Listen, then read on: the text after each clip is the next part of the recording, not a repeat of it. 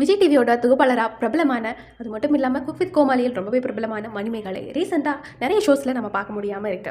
இந்நிலையில் தன்னோட YouTube channel பேஜ்ல வந்து புதுசா ஒரு வீடியோ போட்டிருக்காங்க. அதில் சொல்லியிருக்காங்க, தான் ரொம்ப கஷ்டத்தில் இருப்பதாக சொல்லியிருக்காங்க. அதை பற்றி தான் பார்க்க போறோம். சன் மியூசிக் டிவியில் ஒளிபரப்பான பல ஷோஸ்ல தொகுப்பாளராக வந்து தன்னோட கலகலப்பான பேச்சாலும் எல்லாருடைய ரசிகர்களையும் மனதுக்கு வந்திருக்காங்கன்னு சொல்லலாம் மணிமேகலை. திரைப்படத்திலையும் இவங்க நடிச்சிருக்காங்க. இருந்தாலும் அந்த படங்கள்ல எதிர்பார்த்த அளவு வெற்றி கொடுக்கல. சின்ன திரையில் தொடர்ந்து தன்னுடைய திறமையை வெளிப்படுத்திட்டு வந்துட்டு இருந்திருக்காங்க. ஹுசைன் என்பவரை காதலிச்ச நிலையில் பெற்றோர் தங்கள் காதலுக்கு சம்மதம் தெரிவிக்காத வீட்டை விட்டு வெளியேறி அவங்களே திருமணம் செஞ்சுக்கிட்டாங்க. திருமணத்துக்கு அப்புறம் வந்து ஃபினான்ஷியலாக கஷ்டப்பட்ட காலத்தில் வந்து கை கொடுத்தது விஜய் டிவி தான் சொல்லலாம். மிஸ்டர் அண்ட் மிஸ்ஸஸ் சின்னத்திரை நிகழ்ச்சியில் கணவரோடு கலந்து கொண்டாங்க. நடன திறமையெல்லாம் வெளிப்படுத்தினாங்க.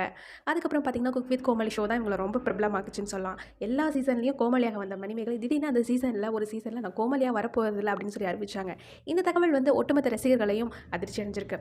மணிமேகலை ஒரு வேளை கர்ப்பமாக இருக்காங்க அப்படின்னு சொல்லி பல கொஷின்லாம் போச்சுங்க. இவங்களுக்கு இந்நிலையில் விஜய் தொலைக்காட்சியில் வந்து நிகழ்ச்சிகள் எதுவும் இல்லாத டைம்லையும் சரி, யூடியூப் மூலம் சரியான வருமானமும் இல்லாமல் போனது.